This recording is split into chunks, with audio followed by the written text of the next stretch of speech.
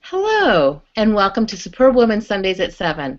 I'm your host, Janet Neal. I am the founder and queen bee at the Superbwoman Incorporated. I'm so happy that you've joined us. And I've got a great show tonight with my guest, Geri Stengel of Ventureneer. And I'll ask her if I said that correctly. But before I get to Geri, oh good. Before I get to Geri, let me tell you a little bit about the Superbwoman. I started the Superbwoman with the belief that not only is the world a mess, but we have the answer, and that is women. And my belief is that all of us women, have the power to be amazing beings. And so many of us either give our power away or we don't even recognize that we have it to begin with. And I know for myself that when I have mentors or I can be inspired by another woman, it gives me a little bit more insight into myself. It gives me that chutzpah that I need to go a little bit further down the path. Gives me that courage that I'm looking for.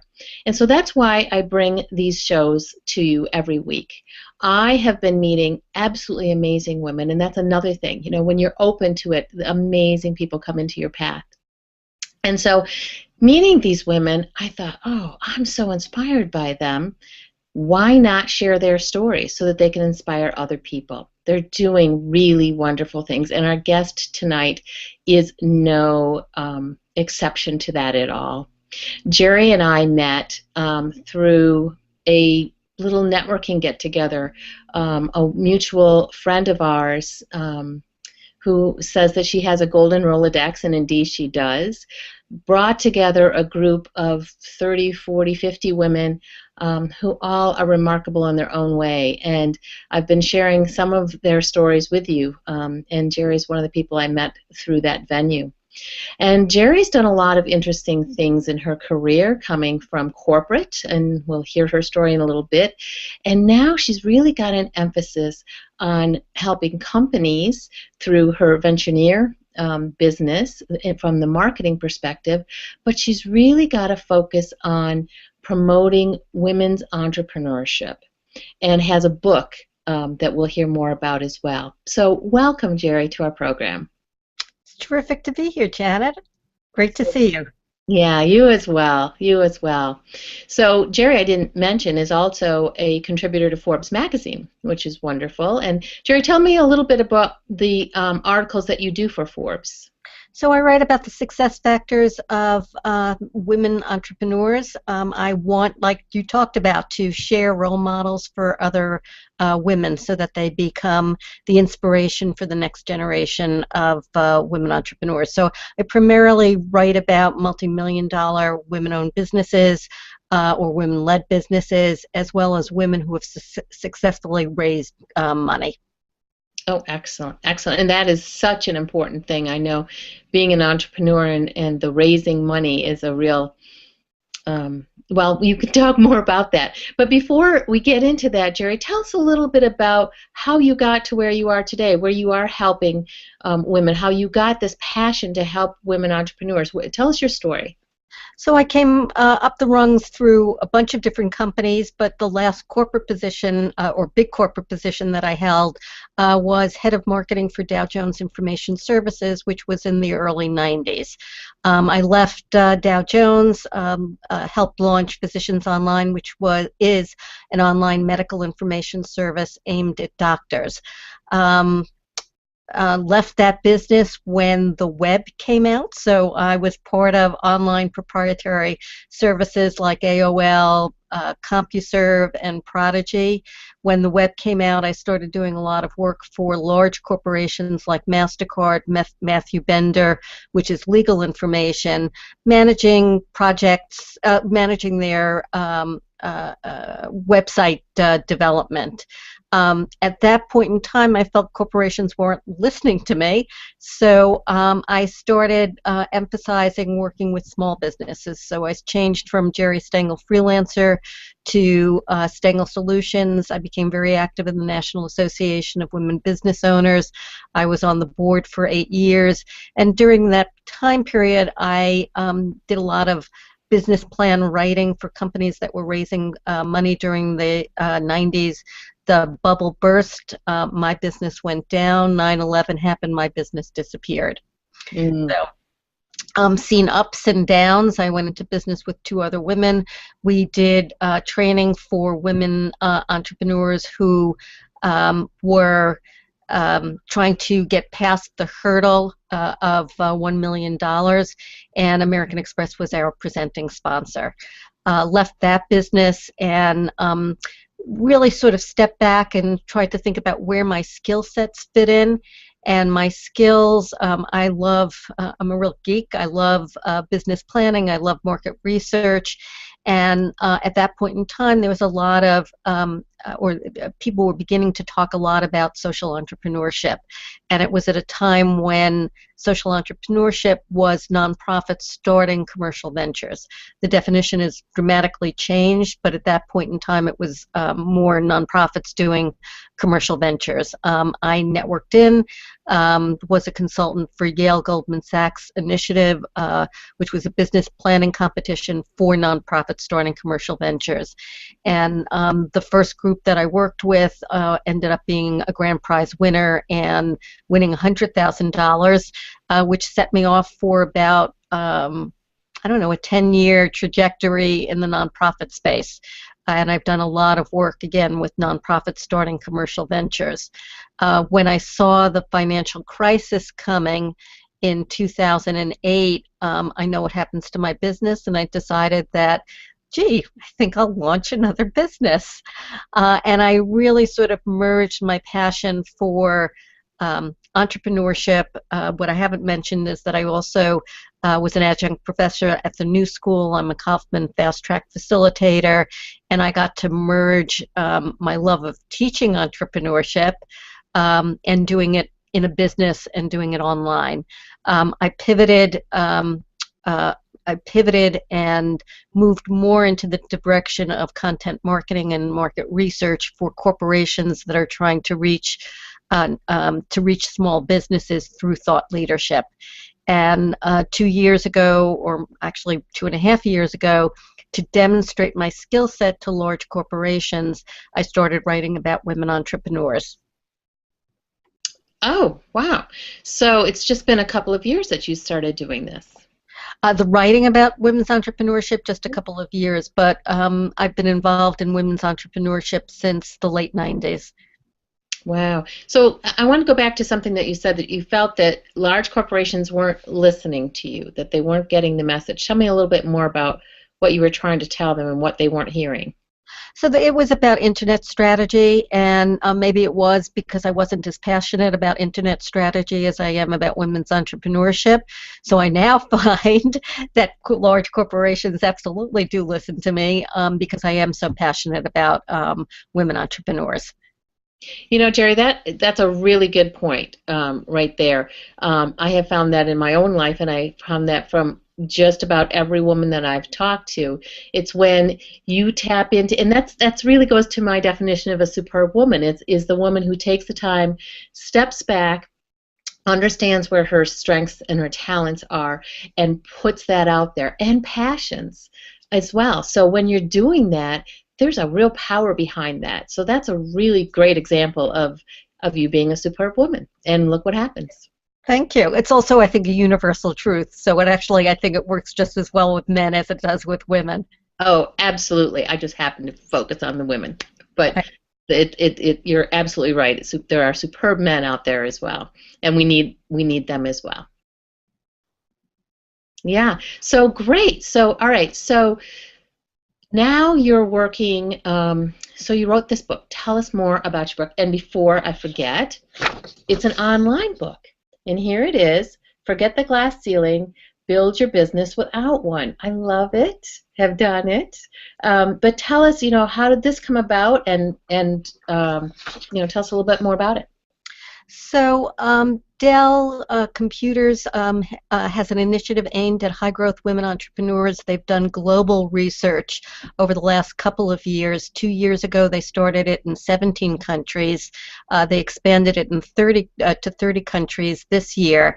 And this year, they also fleshed out the research with profiles of women. So talking numbers is really important. It's a way that we track ourselves and we know what the conditions are in different countries that foster women's entrepreneurship. As it turns out, the United States is #1 in women's entrepreneurship, and I suppose it's no surprise if you live here. But we wanted to have real-life examples because you talked about the importance of role models. And again, it's sort of a universal truth that if you have the role models, you have people to look up to. They show you the way to put the puzzle pieces together. So with Dell, we came up with 10 superb women, absolutely amazing women, from Erica Bliss, who has a medical health care company, to Danae Ringelman, who started Indiegogo, to Mandy Cabot of Dansko. So if you like comfortable footwear, absolutely use Dansko. And I interviewed all of these women, these 10 women, not for tips and tricks, but really to go down deep and understand what built their success. Mm-hmm. Yeah, love that story. So it's really, you did the same thing in print that I'm doing with the show, just highlighting women who are successful and who have, and their path that they've taken. Absolutely. And so it's an online, I'm sorry, I'm looking down here at it. It's an online book. So tell people how they can get that. So go to my website, Ventureneer, VENTURENEER.com, and it's on the home page. It's a PDF, and it's very easy to get. Dell wanted to share this, so they made it available for free. Yeah, that's very nice. And I was just looking through a bunch of the different highlights of the women, and it's easy to read, great information. It's one of those things you can pick up. You can read a couple of the profiles, put it down and pick it up another time. So I think it's a great format and really good information in there, Geri. Thank you. I appreciate that. And in what I was struck by is in the dedication. You were dedicating it to your mother, who was a mentor to you. So tell us a little bit more about that. So, it's funny because I took a walk. I told you that I'm going back and forth to Best Buy because I have another computer that isn't feeling so well. And on one of those trips, I was thinking about my mother. And what's fascinating to me is she never would have thought of herself as a mentor.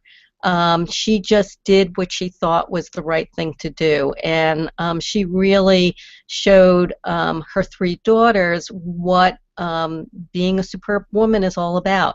And she took care of her family, both sisters and mother, daughters and my father, neighbors and friends, and she just was an exceptional role model. She started working when I was 12 years old. And that wasn't really that common. That would have been, in the mid-60s, and it wasn't that common for a woman to go back to work at that point in time. And quite frankly, her daughters were not so happy with her doing that. Well, yeah, it's difficult when your mom's the only one that's doing it. Yeah, and it was also more that we had to do some of the responsibilities. So we started cooking and making sure that dinner was on the table when my mother came home, or both my parents came home. Wow, what'd your mom do? So my parents had a hardware and houseware store. Initially, it was my grandfather's store, and my mother was the bookkeeper in it. The business was left to my mother, and my parents ultimately ran it together. Wow. That's great. That's excellent. So without her knowing it, she became this role model to you of somebody who is following her passion, doing what she feels is right, Mhm. and you know, going. I'm sure that there were many, many naysayers, many people telling her, you know, what are you doing? And yet she went ahead and did it anyway. So, it's that's a really interesting point. I'm going to guess that there were. We as daughters were not aware of it. So Right. my mother would not have complained about that. Yeah, no, So, yeah. it's not what they did back then.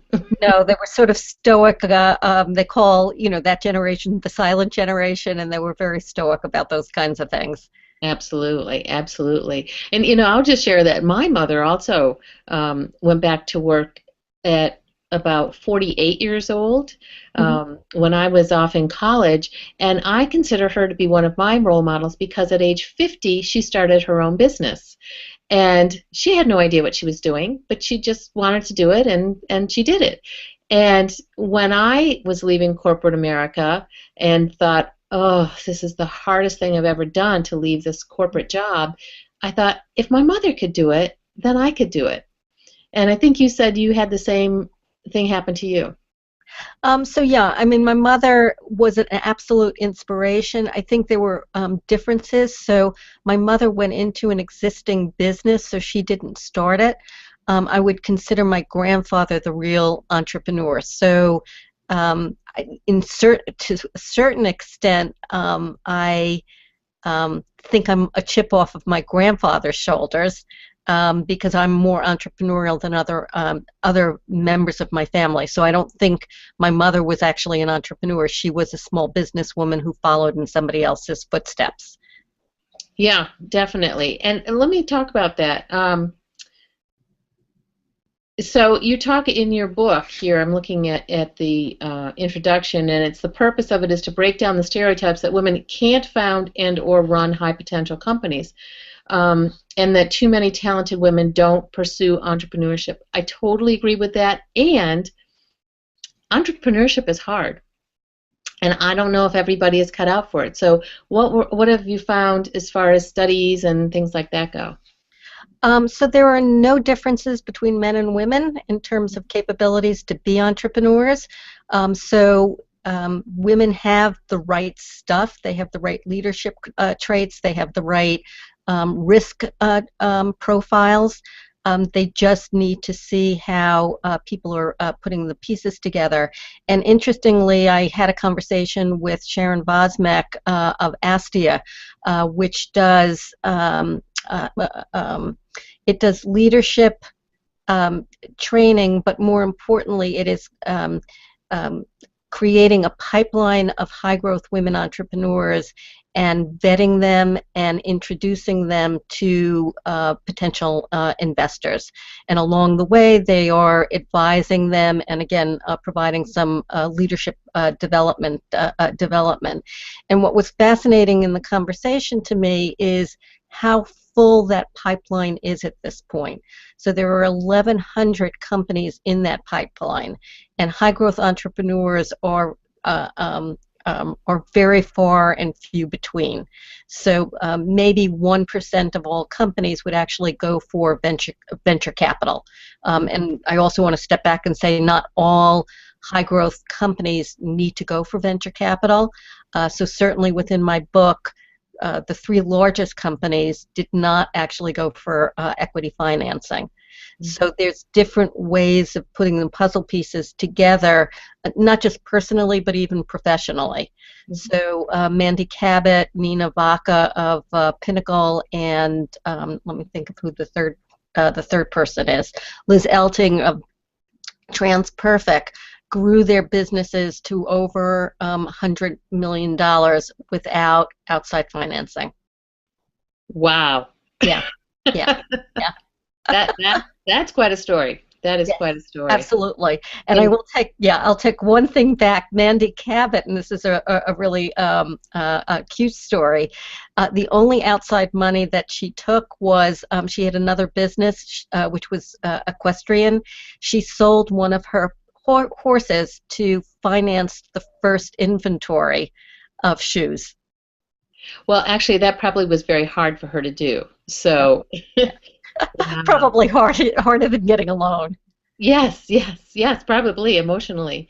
And let's just spend a couple of minutes talking about women and financing for the businesses because I know this is the issue with growing businesses that women don't ask for the money, women don't know how to ask for the money, and what have you found about that? So I think one of the reasons that I write is so that I inspire women to dream big and to ask for the money. So by and large, women are less likely to ask for money. They're not dreaming as big. And yet they're equally as qualified for money. And I'll talk about another research study done by the National Women Business Council.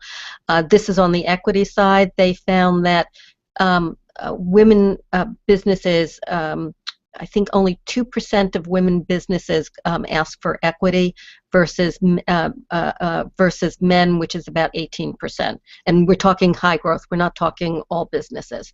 So of the companies that have the ability and the inclination to scale big, only 2% of the women-led businesses are going for equity financing versus 18% of the other companies.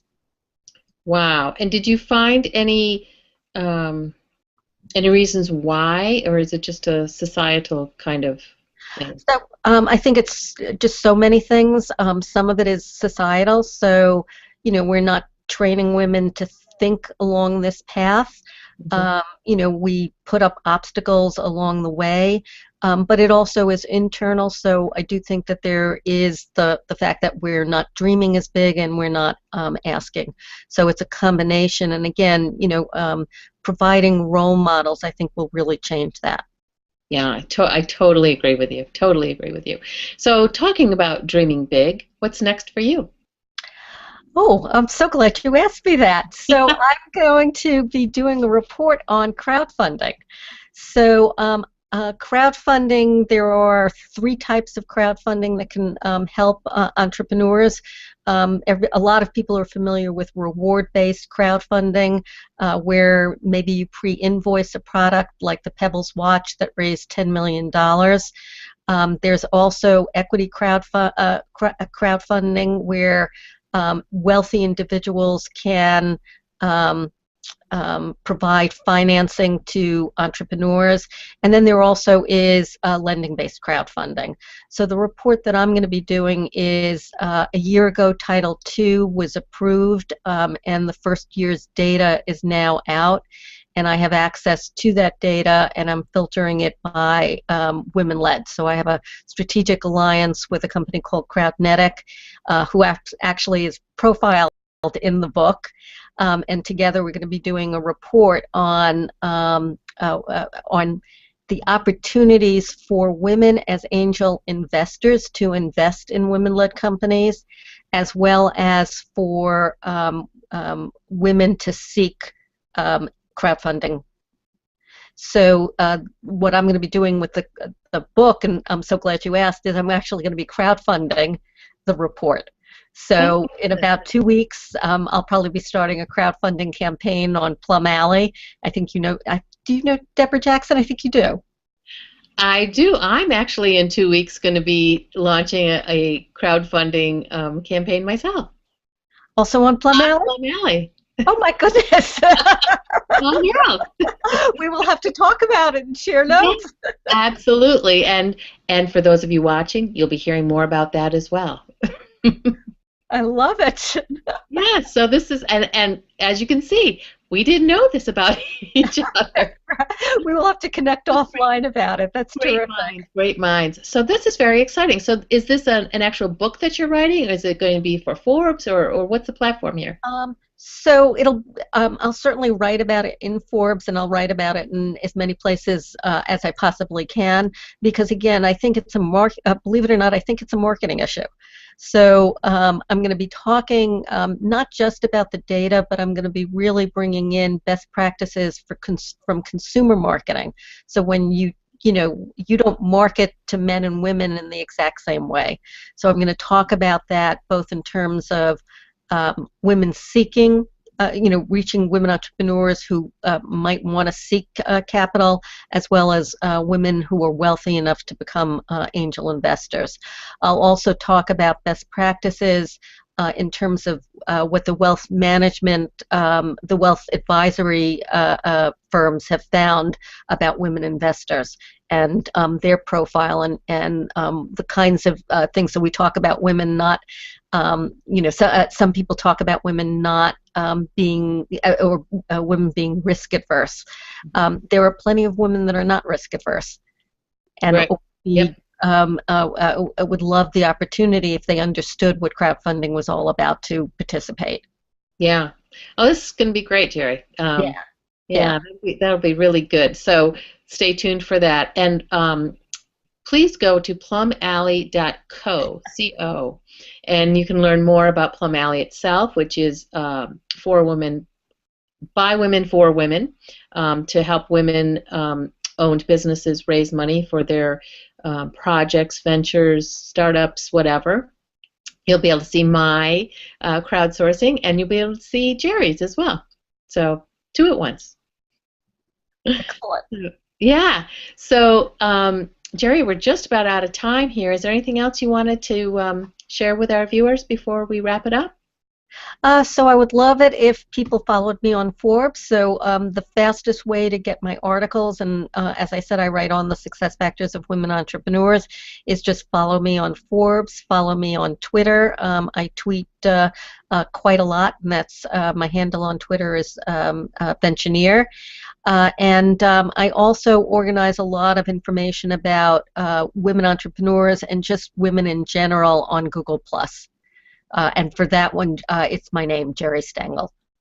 Excellent. And we'll have that all at the end of this presentation, so that if you didn't catch it, stay tuned. You'll get it in writing. Love it. Jerry, thank you so much for being my guest today. It's been a delight, as usual. And I wish you all the best success, and we'll be seeing you around. Well, thank you so much for the opportunity, and I wish you a lot of success with your Plum Alley crowdfunding campaign, and I can't wait to hear the details about it. Yeah, thanks. Likewise. Okay, so that's our show for today. Next week, we have another great show. My guest will be Janice Kovach. Janice is the mayor of Clinton, New Jersey, and she's also a candidate for the U.S. Congress. I always get that wrong. She's a candidate for Congress, but she's got a really interesting story, and Janice is very much a proponent, a tireless campaigner for helping empower women. So stay tuned for that next week on Superb Woman Sundays at 7. Thanks for joining us. Have a great week.